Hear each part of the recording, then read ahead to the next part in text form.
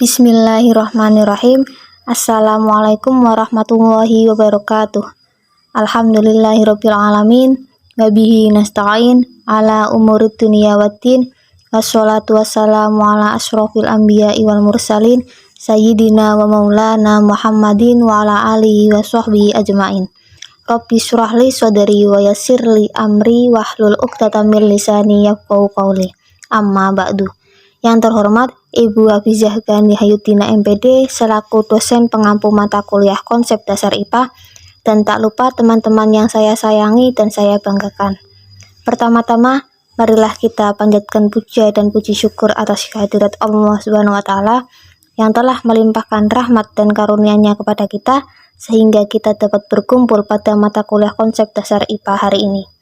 Sholawat serta salam senantiasa tetap tercurahkan kepada junjungan Nabi besar Muhammad SAW. Semoga kita mendapatkan syafaatnya di yaumil akhir. Amin amin Allahumma amin.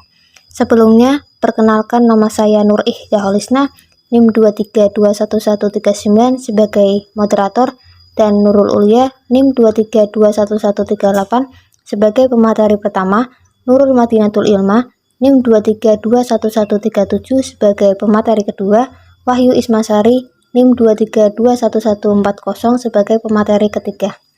Langsung saja kita akan membahas mengenai pengertian lingkungan. Lingkungan didefinisikan sebagai jumlah total dari komponen benda hidup dan benda mati yang mempengaruhi dan berinteraksi dengan organisme di sekitarnya. Hubungan dan interaksi antara organisme dengan lingkungan merupakan hubungan yang sangat kompleks. Lingkungan secara garis besar dibedakan menjadi 3 macam, yaitu lingkungan alami atau biotik, lingkungan buatan atau abiotik, dan lingkungan sosial. Selanjutnya yaitu yang pertama, lingkungan abiotik. Lingkungan abiotik adalah seluruh benda mati atau yang tidak bernyawa namun memiliki manfaat atau pengaruh yang sangat besar bagi kehidupan makhluk hidup. Yang kedua yaitu lingkungan biotik. Lingkungan biotik ialah lingkungan yang terdiri atas komponen makhluk hidup bernyawa dan memiliki wujud makhluk hidup seperti tumbuhan, hewan, dan manusia. Selanjutnya, saya akan menjelaskan tentang lingkungan sosial. Lingkungan sosial merupakan tempat terjadinya interaksi oleh makhluk hidup. Lingkungan sosial bisa diartikan pula sebagai lingkungan buatan manusia. Dalam lingkungan sosial, bisa dilihat hubungan antara lingkungan biotik dengan abiotik. Lingkungan ini diciptakan supaya makhluk hidup bisa saling berinteraksi satu sama lain. Unsur-unsur lingkungan terdiri atas 1. Semua benda berupa manusia, hewan, tumbuhan, organisme, tanah, air, udara, dan lain-lain. 2. Daya. 3. Keadaan. 4. Perilaku atau tabiat. 5. Ruang. Dan 6. Proses interaksi. Selanjutnya, hubungan antara makhluk hidup dengan lingkungan. Hubungan antara makhluk hidup dengan lingkungan terdiri atas 1.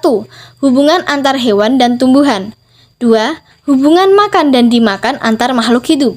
Dan 3. Pengaruh perubahan lingkungan terhadap makhluk hidup. Sumber daya alam. Sumber daya alam adalah segala sesuatu yang masih terdapat di dalam maupun di luar bumi yang sifatnya masih potensial dan belum dilibatkan dalam proses produksi untuk meningkatkan tersedianya barang dan jasa dalam perekonomian. Sumber daya alam dapat dikelompokkan menjadi 3 kelompok utama, yaitu yang pertama, sumber daya alam yang tidak dapat diperbarui. Sumber daya alam yang tidak dapat diperbarui mempunyai sifat bahwa volume fisik yang tersedia bersifat tetap dan tidak dapat diperbarui atau diolah kembali. Contoh sumber daya alam yang tidak dapat diperbarui diantaranya adalah minyak tanah, batu bata, besi, dan gas alam. Sumber daya alam yang tidak dapat diperbarui merupakan kekayaan alam yang dapat habis apabila digunakan secara terus-menerus. Sumber daya alam jenis ini sebetulnya dapat terbentuk kembali secara alami, tetapi membutuhkan waktu yang lama, ratusan tahun atau bahkan mungkin ribuan tahun. Yang kedua yaitu sumber daya alam yang dapat diperbarui. Sumber daya alam yang dapat diperbarui mempunyai sifat terus-menerus ada dan dapat diperbarui oleh baik alam sendiri maupun dengan bantuan manusia. Contoh sumber daya alam yang dapat diperbarui diantaranya adalah sumber daya air, yaitu sungai, danau, dan laut, angin, cuaca, gelombang laut, sinar matahari, dan sinar bulan. Meskipun dapat diperbarui, kita sebagai manusia dapat menggunakannya sebaik mungkin, karena kesalahan dalam memanfaatkan sumber daya alam yang dapat diperbarui ini dapat mengakibatkan kerugian. Misalnya, apabila terjadi pencemaran lingkungan baik terhadap air maupun udara, hal ini akan mengakibatkan hilangnya manfaat yang seharusnya dapat diperoleh. Jika air itu tidak tercemar, maka digunakan sebagai air minum dan untuk memasak. Yang ketiga yaitu sumber daya alam yang memiliki sifat gabungan. Sumber daya alam yang memiliki sifat gabungan dapat dibedakan lagi menjadi dua macam, yaitu sumber daya alam biologis dan sumber daya alam tanah. Yang selanjutnya adalah pelestarian sumber daya alam. Di lingkungan sekitar kita terdapat berbagai jenis sumber daya alam. Sumber daya alam tersebut telah memberikan banyak manfaat bagi kehidupan manusia. Berbagai manfaat tersebut tidak akan terus-menerus diperoleh dari sumber daya alam jika manusia tidak melakukan upaya-upaya pelestarian sumber daya alam. Sumber daya alam akan habis atau berkurang fungsinya jika tidak dilestarikan. Oleh karena itu, berikut adalah cara melestarikan sumber daya alam di lingkungan sekitar. Yang pertama yaitu membiasakan diri untuk hemat energi, yaitu dengan cara mematikan peralatan listrik jika tidak digunakan, menggunakan peralatan listrik yang hemat energi, dan mengurangi penggunaan kendaraan bermotor. Cara melestarikan sumber daya alam yang kedua yaitu menggunakan barang yang bisa diisi ulang, dipakai ulang, dan bisa didaur ulang. Barang-barang konsumsi di rumah seringkali menggunakan kemasan yang kemudian dibuang setelah isinya habis. Padahal ada pula kemasan yang dapat diisi ulang, misalnya sabun isi ulang, bolpen isi ulang, dan masih banyak lagi. Sebaiknya kita lebih memilih barang-barang yang dapat diisi ulang. Dan yang ketiga yaitu menghemat penggunaan air.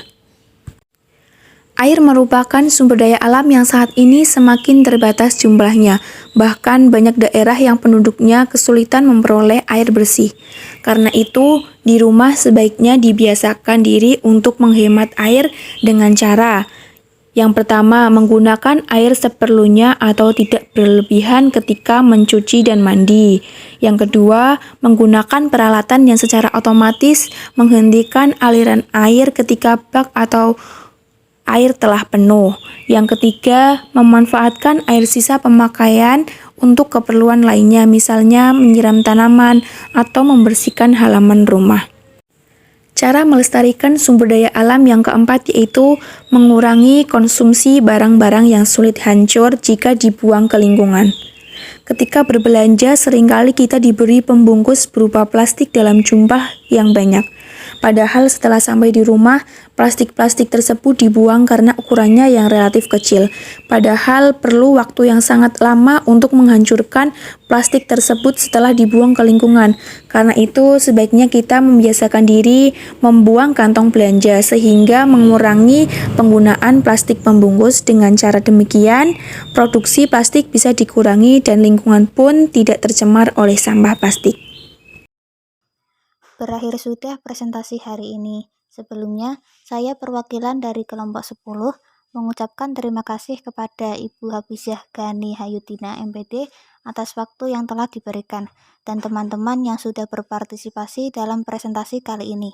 Mohon maaf yang sebesar-besarnya apabila terdapat tutur kata yang kurang berkenan di hati teman-teman.